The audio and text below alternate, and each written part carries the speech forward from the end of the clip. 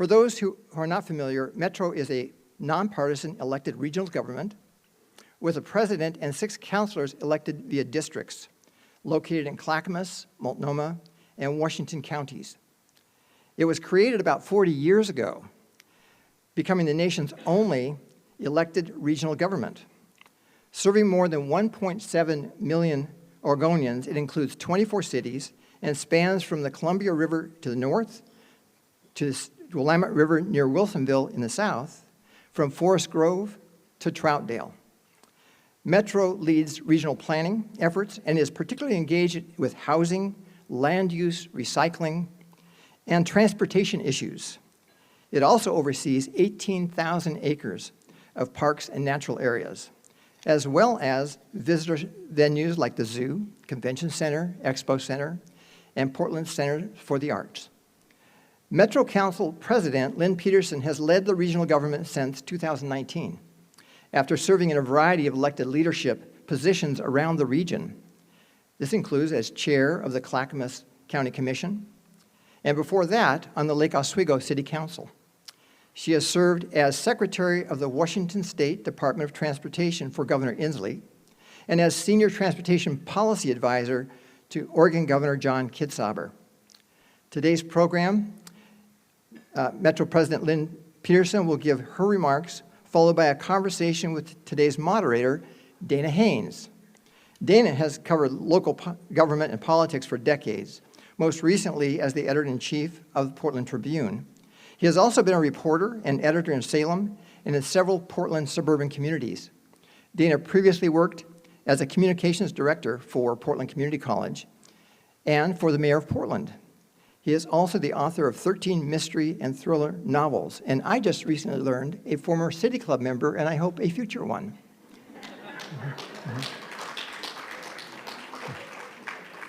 We want to thank those of you who have submitted questions as you register for this program. Dana has been given all of your questions and has incorporated many of them into your themes into his questions. Now, please join me in welcoming Metro Council President Lynn Peterson.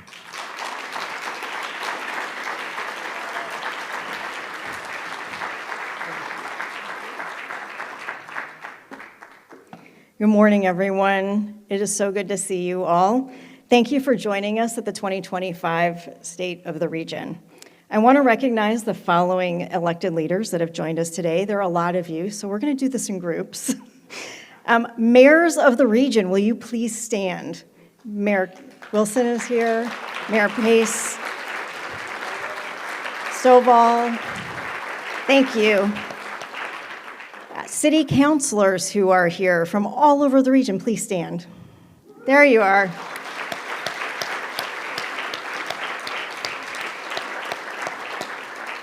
Did you see that? They kind of grouped together there. And then county commissioners. Could you please rise and be recognized?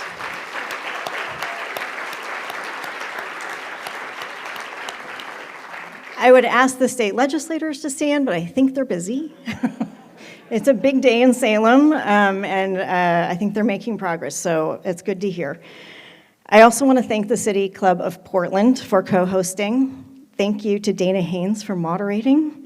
And thank you, as always, to Metro Councilors Gonzalez, Huang, Lewis, Nolan, Rosenthal, and Deputy President Simpson. I really appreciate this council and their trust in me and in each other. So a round of applause for them.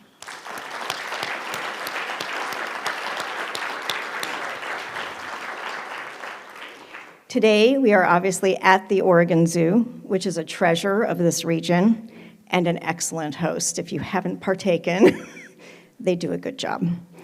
There have been some very good state of the fill-in-the-blank events this year, but no one else has an international celebrity baby elephant.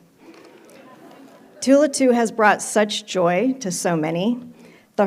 Her mother, Rose too, the herd itself, and the zookeepers who are raising her deserve a round of applause.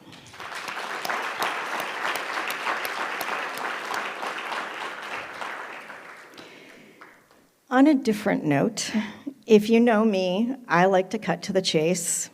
So what's the state of our region? If I'm being diplomatic, I could call it non-ideal.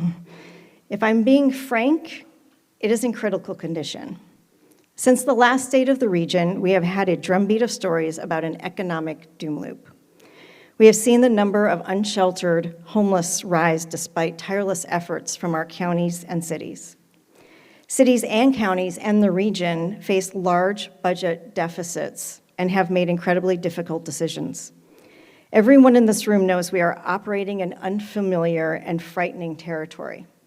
I frequently use the word headwinds, but at this time it feels like a wind storm. Governments face a crisis of credibility, and we're not alone. Americans have lost faith in the institutions that were once pillars of our shared lives. This is not the moment for us as Metro or any local, state, or national government to pat ourselves on the back or take a victory lap. It's time for clarity, and it's time for urgency, and it's time to think carefully and then act decisively. We need to step away from status quo and make big, audacious plans, and we do not have years, Portland, we do not have years to plan and perfect them to the ultimate 100% perfect. The 1.7 million people we serve need us now. When I say us, I don't just mean Metro. I mean you, the people in this room. Metro's work is not done alone. It happens in partnership with 24 cities, 3 counties, the governor and state legislature. It happens across economic sectors and industry, and it happens with nonprofits, community organizations, and more. As you all know, I'm an engineer and a planner, and one of the things I appreciate most about Metro is that it is oriented toward the future. For me, the concept of future is not scary. In fact, it's quite comforting. It is a lighthouse that can guide us out of the roughest seas and to a destination. I'll talk soon about how together we will do everything in our power to help move this region from a very difficult present moment into a shared future. But first, I want to acknowledge many bright spots over the past year. We are now on track with our implementation partners to deliver more than 5,600 units through the Affordable Housing Bond Measure. That's 140% of the promised 3,900 units that voters approved in 2018.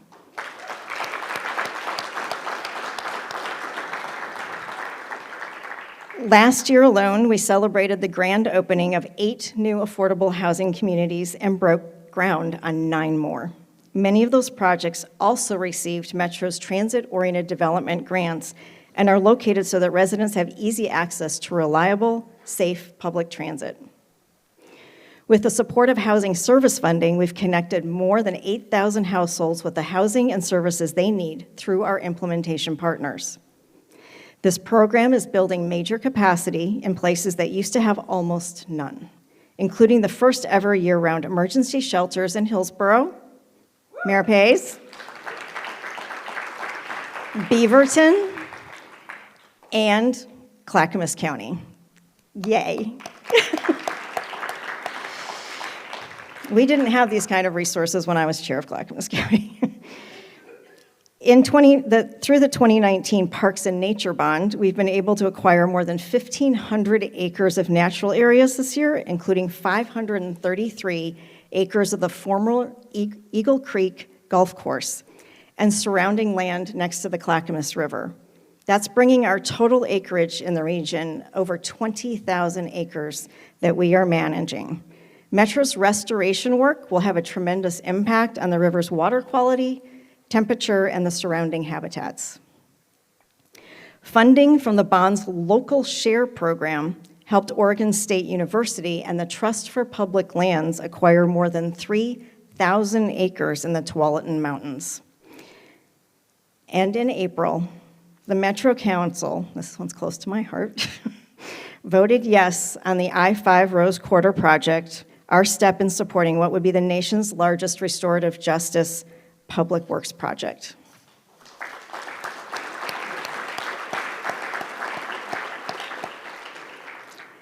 We also took another step forward in expanding the urban growth boundary to include lands in Sherwood, thanks to Mayor Rosner's work with us, with land ready to develop as soon as possible to address our region's housing shortage. We also adopted the Regional Systems Facility Plan for waste, a 20-year plan to invest in infrastructure that everyone uses and relies on. It will keep an additional 100,000 tons of waste out of landfills each year and ensure that the system is safe and functional in the event of a natural disaster. And in April, inspired by the creativity and urgency Mayor Wilson has brought to Portland's homelessness crisis, Metro directly allocated $15 million to support the city's innovative shelter plans.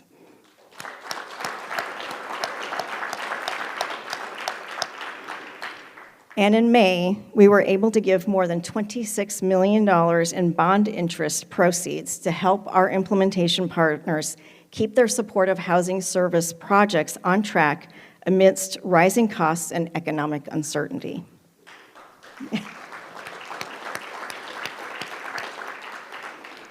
Those are the big things. Metro works at a very large system scale, but we also work on a human scale, and I'd like to mention some of those as well. The Regional Illegal Dump Program Patrol cleaned up 632 tons of garbage from roadways and natural areas this year. A modern diesel-electric locomotive weighs 200 tons. So roughly, they picked up 3 big locomotives. Yeah, that's a lot of trash. And if you spot them, always feel free to give them a call. If you spot any trash, always feel free to give them a call at 503-234-3000. That jingle from the last 30 years will keep going through my brain until I die. You all know it, don't you? Yeah, we need to revive it. We supported 23 projects through our placemaking grants, including Arts-Based Support Club for teens impacted by deportation, a medicine gathering for the Native community and its allies in Gresham, and a home away from home for Ukrainian refugees in Hillsborough.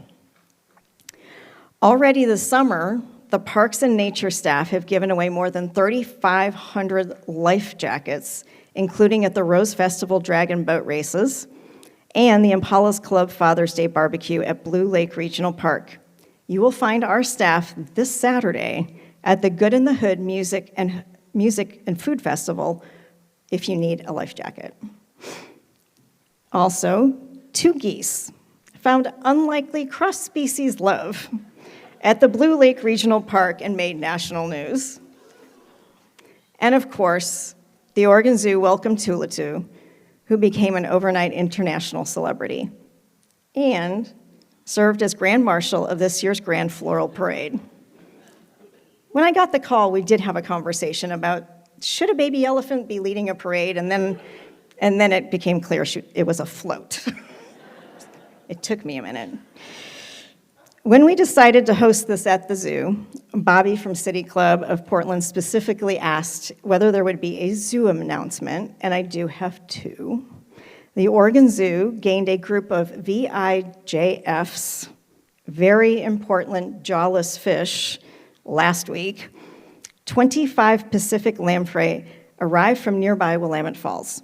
The zoo lamprey are part of a tribal-led effort that collects the fish downriver and moves them to areas above the dams where they used to live. This group of 25 will stay at the zoo through the winter and be transported above the Detroit Dam on the North Santiam River once they're ready to spawn. The Oregon Zoo's conservation efforts have an enormous impact throughout the region, the state, and across the globe. I can also announce that this year, 9 endangered California condor chicks were hatched at the Johnson Center for Wildlife Conservation Center in Clackamas County.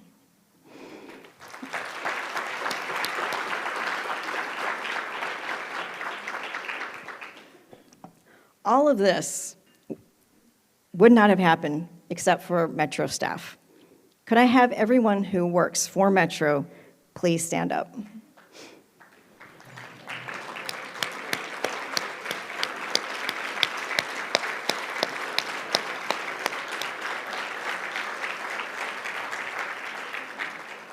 Your work is meaningful, it is valuable, and it improves the lives of not just humans and animals, but this land across the region, from the Tuolumne to the Sandy River, so we all thank you.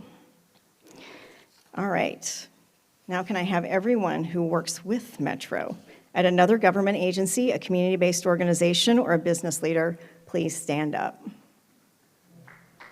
Go ahead. Come on, Sahan, lead the way.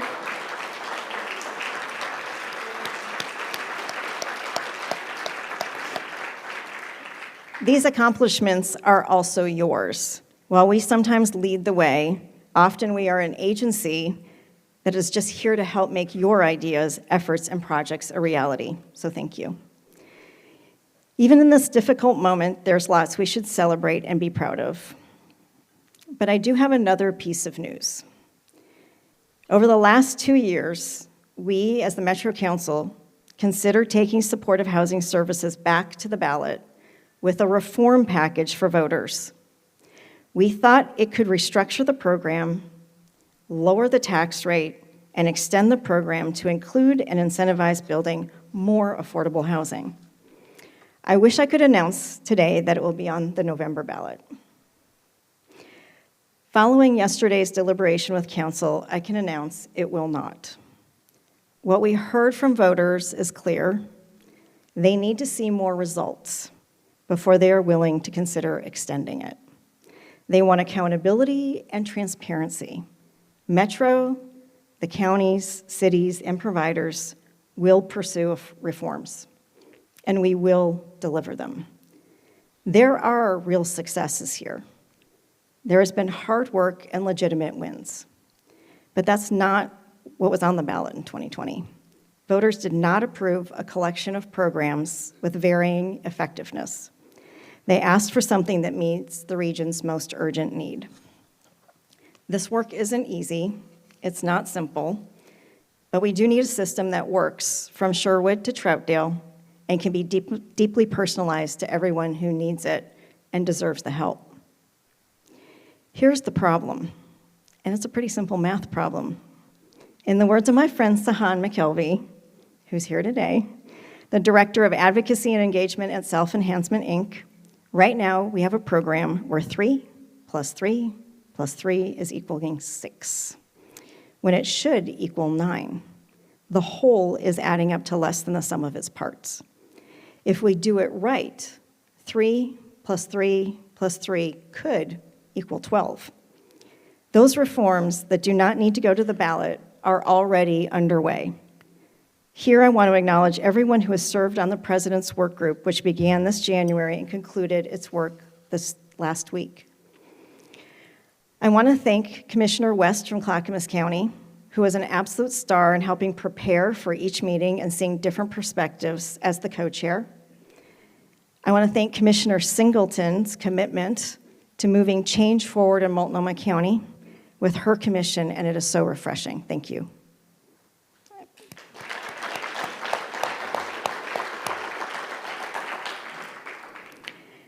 There is so much I could share from the work we did in that work group, but one more thing I'll share from that last work group is that there was another wise thought from my friend Sahan.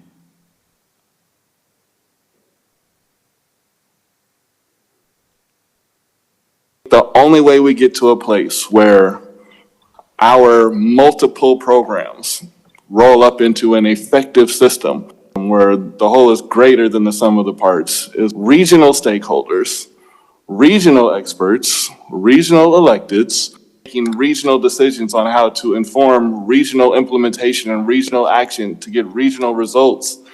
We need to ensure that we are always putting ourselves in a position to make the best possible decisions for the entire region. And if we don't, we're not maximizing the opportunity that we have.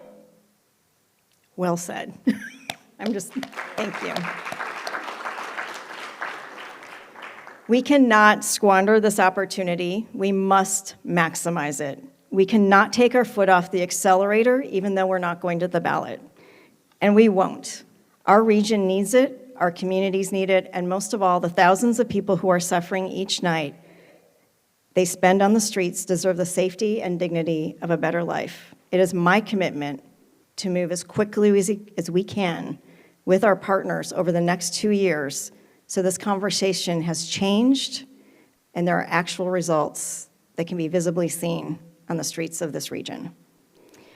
But while housing and homelessness are the biggest issue today, we must not lose sight of the future, the work we as an agency do to shape it. My own story at Metro began in 1995 when I was an entry-level planner working on transportation modeling, not this, mathematics, for the 2040 growth concept, a 50-year plan for our region. I had the opportunity to work under and learn from John Fregonese. He taught me to trust the people and the process of this region. It has been immensely gratifying to see so much of what we planned come to fruition, and now it is time for the next phase. Last week, the Metro Council appointed 33 people to a new Future Vision Commission. So much has changed since 1995, and we need to start building a new lighthouse as soon as possible. One that will orient and guide us as we move through rough waters toward where we are going together. That begins with values shaping work that will happen in that body. When you are planning 50 years into the future, you put on not only your planner and engineer hat, but also your artist hat, your Imagineer hat, and your optimist hat. We're not creating a plan for this fiscal year. We're creating an affirmative plan for what we want our region to be when most of us in this room will be gone. And I want to thank Councilor Gonzalez for leading that effort as we look to the future. Thank you, Councilor.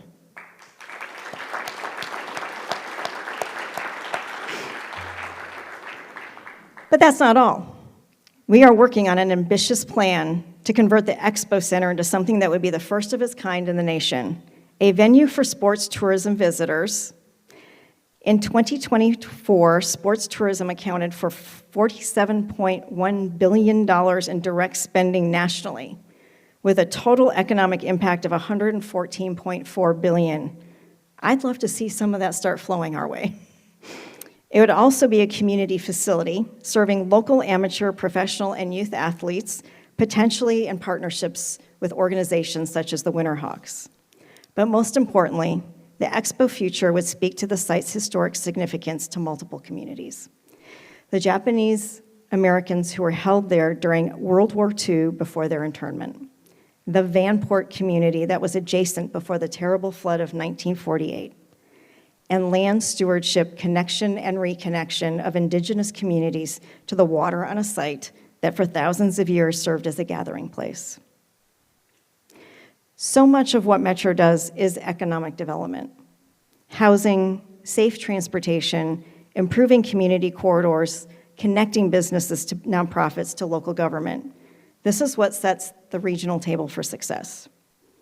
We are now working on a coordinated economic development strategy led by Deputy Council President Simpson, with Councilors Gonzalez and Lewis. Meanwhile, Councilor Wong is spearheading the social innovation work, which pairs resources to regional community needs, such as local resiliency hubs. So we've got a lot of exciting work ahead of us.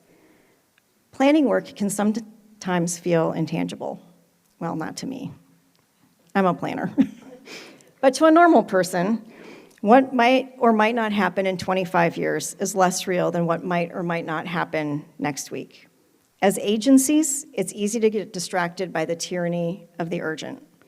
So I'll close by sharing some work Metro staff conducted a few weeks ago. I hope, as you watch it, you see why we must keep the future firmly in sight, why we must meet the needs of the moment and never stop moving forward toward the place we want to be.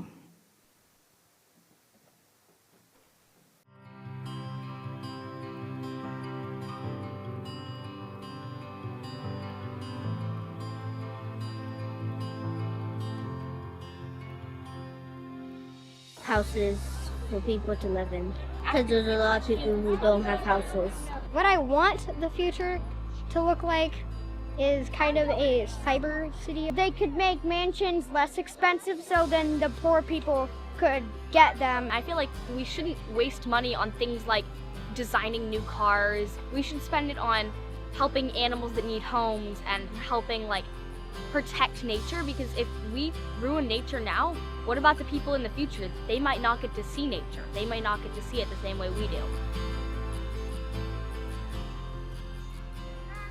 They could use bicycles, horses, they could use electric cars. I feel like there should be no gasoline. Gasoline hurts the environment. What I want it to be is almost getting around faster than cars can. Probably by teleporting. If I have kids, I want to live in a neighborhood with other kids for them to play with. Kind of imagine myself living in just a simple house, not too big, not too small. A nice neighborhood where the community is helping out each other.